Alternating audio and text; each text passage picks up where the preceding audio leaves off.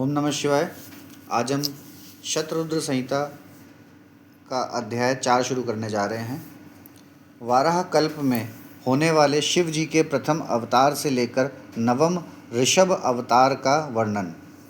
नंदीश्वर जी कहते हैं, सर्वज्ञ संत कुमार जी, एक बार रुद्र ने हर्षित होकर ब्रह्मा जी से शंकर के चरित्र का प्रेम पूर्वक वर्णन किया था। वह चरित्र सदा परम सुखदायक है, उसे तुम श्रवण करो। वह चरित्र इस प्रकार है। शिव जी ने कहा था, ब्राह्मण, वाराह कल्प के 7वें मनवंतर में संपूर्ण लोकों को प्रकाशित करने वाले भगवान कल्पेश्वर जो तुम्हारे पपौत्र हैं, व्यवस्थवत मनु के पुत्र होंगे। तब उस मनवंतर की चतुर्थयुगियों के किसी द्वापर युग में मैं लोकों पर अनुग्रह करने तथा ब्राह्मणों का हित करने के लिए प्रकट होऊंगा। ब्राह्मण, युग प्रवृत्ति के अनुसार उस प्रथम चतुर्थ युगी के प्रथम द्वापर युग में जब प्रभु स्वयं ही व्यास होंगे, तब मैं उस कलयुग के अंत में ब्राह्मण के हितार्थ शिवा सहित श्वेत नामक महामुनि होकर प्रकट होऊंगा। उस समय हिमालय के रमणीय शिखर छागल नामक पर्वत श्रेष्ठ पर मैं शिखाधारी 4 शिष्य उत्पन्न होंगे। उनके नाम होंगे श्वेत, श्वेत सिख, श्वेताश्व और श्वेत लोहित। वे चारों ध्यान योग के आश्रय से मेरे नगर में जाएंगे। वहाँ वे मुझ अविनाशी को तत्वतः जानकर मेरे भक्त हो जाएंगे तथा जन्म, जरा और मृत्यु से रहित होकर परब्रह्म की समाधि में लीन रहेंगे। वत्स पितामह, उस समय मनुष्य ध्यान के अतिरिक्त दान, धर्म आदि कर्म हेतु साधनों द्वारा मेरा दर्शन नहीं पा सकेंगे। दूसरे द्वापर में प्रजापति सत्य व्यास होंगे। उस समय मैं कलयुग में सुतार नाम से उत्पन्न होऊंगा। वहाँ भी मेरे दुदुम्भी, सतरूप, ऋषिक तथा केतुमान नामक 4 वेदवादी द्विज शिष्य होंगे। वे चारों ध्यान योग के बल से मेरे नगर को जाएंगे और मुझ अविनाशी को तत्वतः जानकर मुक्त हो जाएंगे। तीसरे द्वापर में जब भार्गव नामक व्यास होंगे, तब मैं भी नगर के निकट ही दमन नाम से प्रकट होऊंगा। उस समय भी मेरे विशोक, विशेष, विपाप और पापनाशन नामक 4 पुत्र होंगे। चतुरानंद, उस अवतार में मैं शिष्यों को साथ ले व्यास की सहायता करूंगा और उस कलयुग में निर्वृत्र मार्ग को सदृढ़ बनाऊंगा। चौथे द्वापर में जब अंगीरा व्यास कहे जाएंगे, उस समय मैं सुहोत्र नाम से अवतार लूँगा। उस समय भी मेरे 4 योग साधक महात्मा पुत्र होंगे। ब्राह्मण, उनके नाम होंगे सुमुख, दुर्मुख, दुर्दम और दुरतिक्रम। उस अवसर पर भी मैं इन शिष्यों के साथ में व्यास की सहायता में लगा रहूँगा।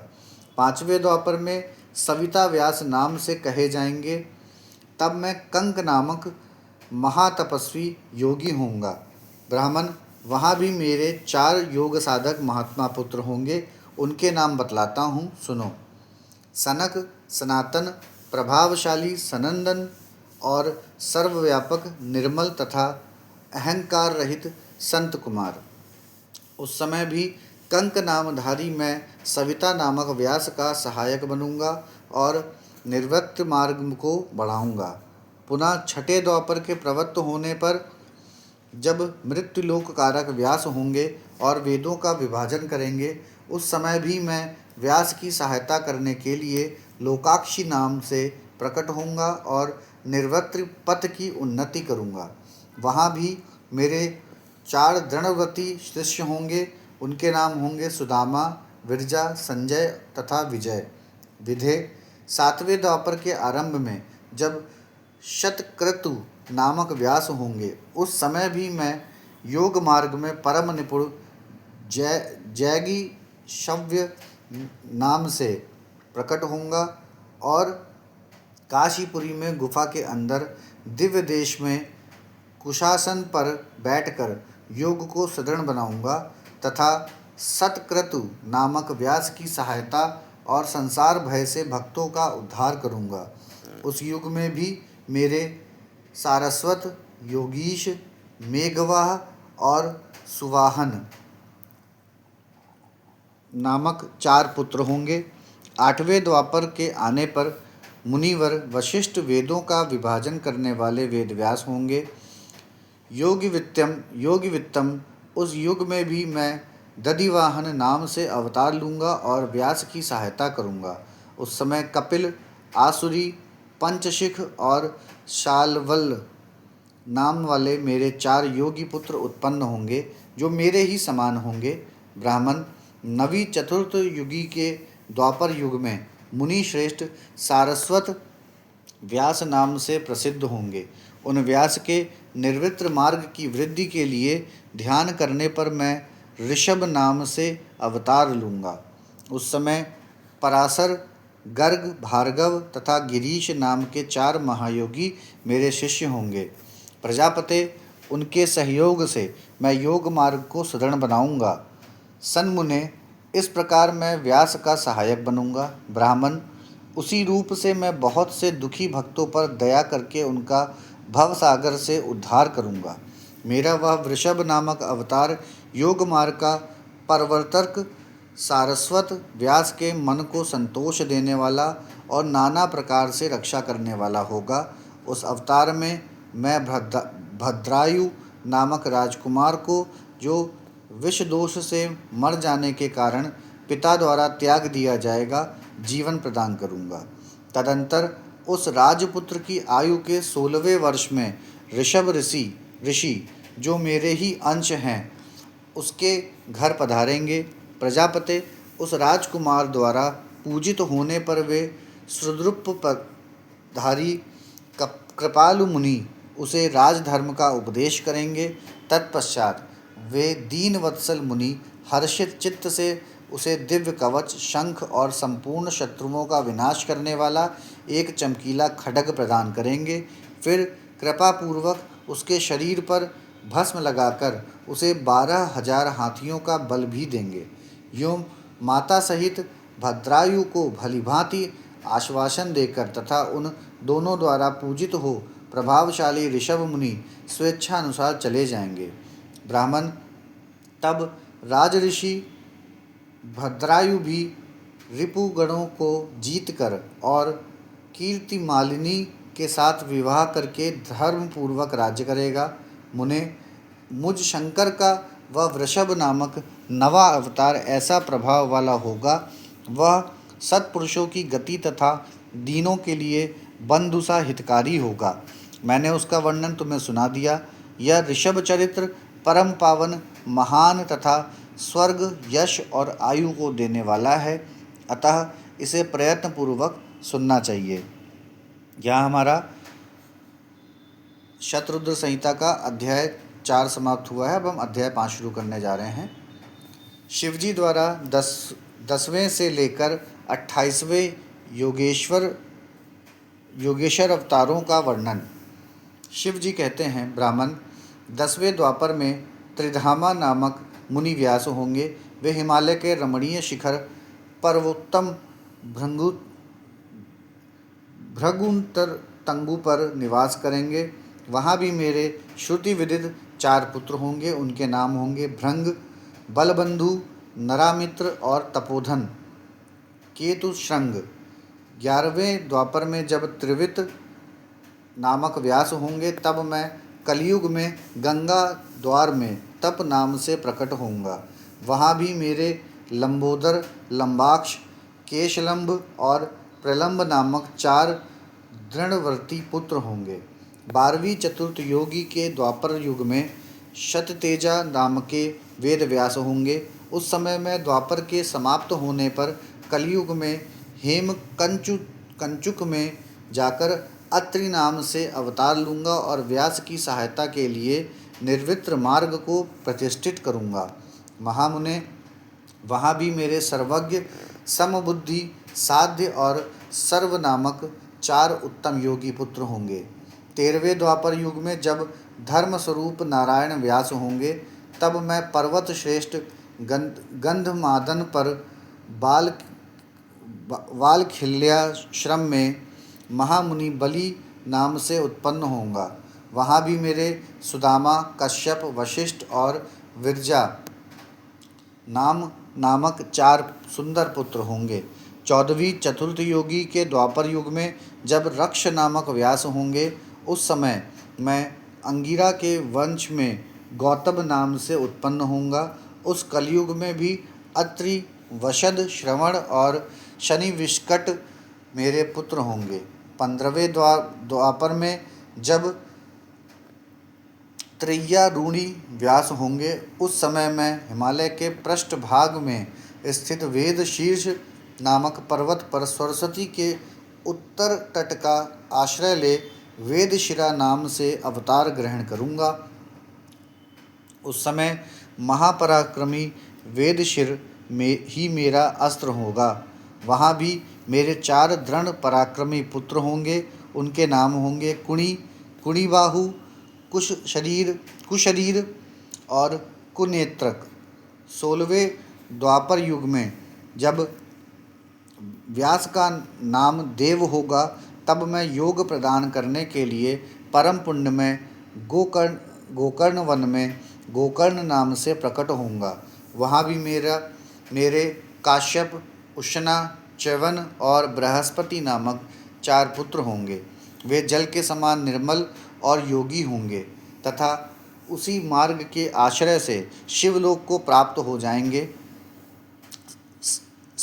17वीं चतुर्थ योगी के द्वापर युग में देवक्रंतजय व्यास होंगे। उस समय मैं हिमालय के अत्यंत ऊंचे एवं रमणीय शिखर महालय पर्वत पर गुहावासी नाम से अवतार धारण करूँगा। क्योंकि हिमालय शिव क्षेत्र कहलाता है, वहीं उत्थत, वामदेव, महायोग और महाबल नाम के मेरे पुत्र भी होंगे। 18वीं चतुर्युगी के द्वापर युग में जब ऋतंजय व्यास होंगे, तब मैं हिमालय के उस सुंदर शिखर पर, जिसका नाम शिखंडी पर्वत है और जहाँ महान पुण्यमय सिद्धक्षेत्र तथा सिद्धों द्वारा सेवित शिखंडी वन भी है, शिखंडी नाम से उत्पन्न होऊंगा। वहाँ भी वाचा, श्रवा, रुचिक, शयावास्य और यतीश्वर नाम के मेरे 4 तपस्वी पुत्र होंगे। 19वें द्वापर में महामुनि भारद्वाज व्यास होंगे। उस समय में भी मैं हिमालय के शिखर पर माली नाम से उत्पन्न होऊंगा और मेरे सिर पर लंबी लंबी जटाएं होंगी। वहाँ भी मेरे सागर के से गंभीर स्वभाव वाले हिरण्यनामा, कौसल्य, लोकाक्षी और प्रधीमि नामक पुत्र होंगे। 20वीं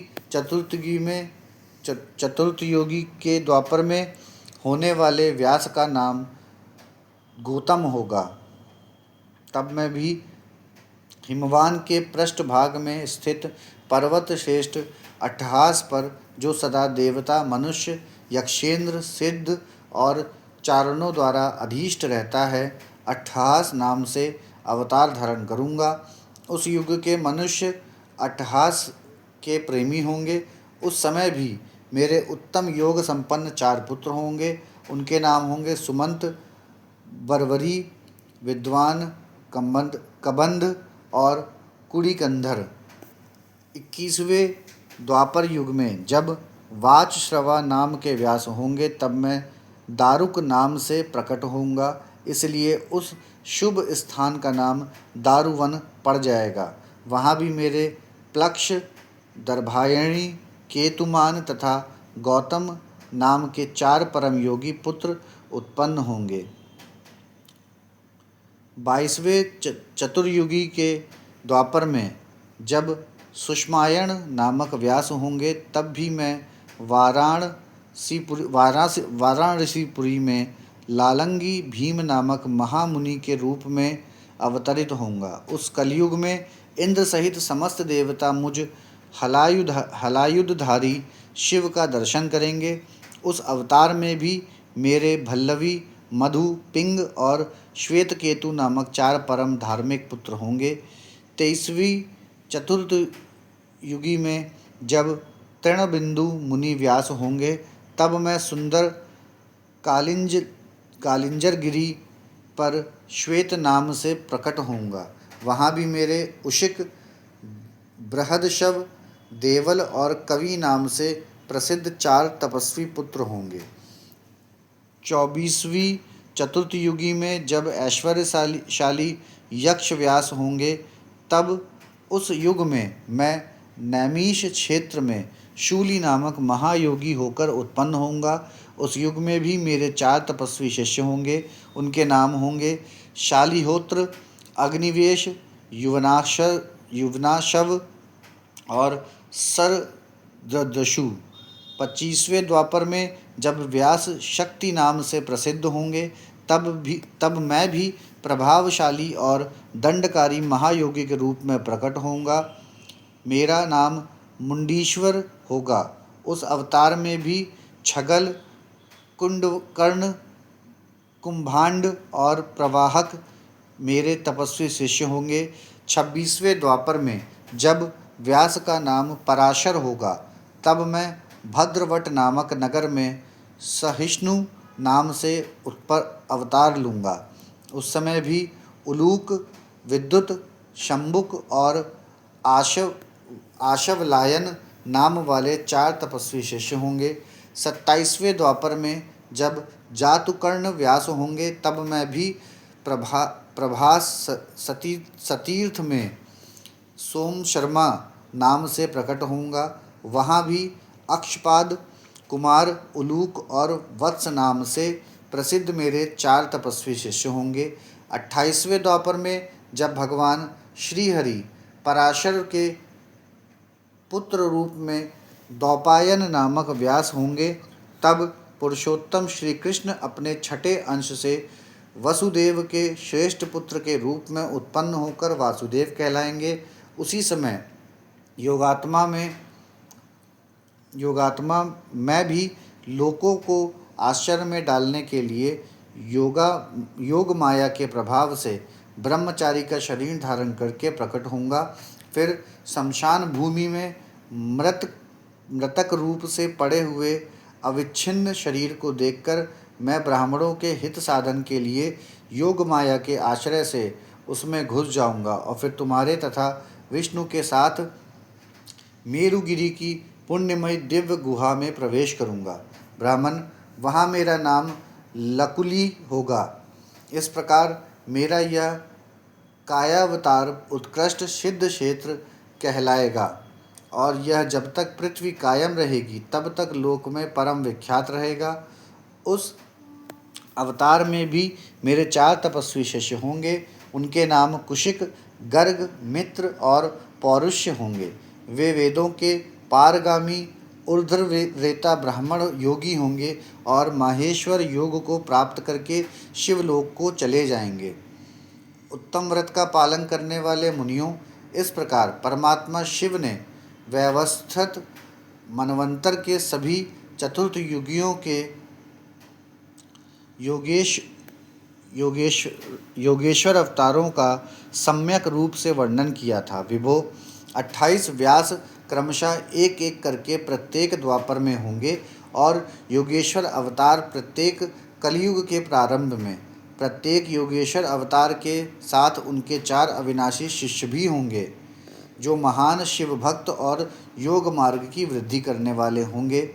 इन पशुपति के शिष्यों के शरीरों पर भस्म रमी रहेगी, ललाट त्रिपुंड से सुशोभित रहेगा और रुद्राक्ष की माला ही इनका आभूषण होगा। ये सभी शिष्य धर्मपरायण, वेद वेदांग के पारगामी विद्वान और सदा बाहर भीतर से लिंगाचरण में तत्पर रहने वाले होंगे। ये शिवजी में भक्ति रखकर योग पूर्वक ध्यान में निष्ठा रखने वाले और जितेंद्रिय होंगे। विद्वानों ने इनकी संख्या 112 बतलाई है। इस प्रकार मैंने 28 युगों के क्रम से मनु से लेकर कृष्णा अवतार पर्यंत सभी अवतारों के लक्षणों का वर्णन कर लिया। जब श्रुति समूहों का वेदांत के रूप में प्रयोग होगा, तब उस कल्प में कृष्णाद्वैपायन व्यास होंगे। यूँ महेश्वर ने ब्रह्मा जी पर अनुग्रह करके योगेश्वर अवतारों का वर्णन किया और फिर वे देवेश्वर उनकी ओर दृष्टिपात करके वहीं अंतर्ध्यान हो गए। यहाँ हमारा शतरुद्र संहिता का अध्याय 5 समाप्त होता है। ओम नमः शिवाय।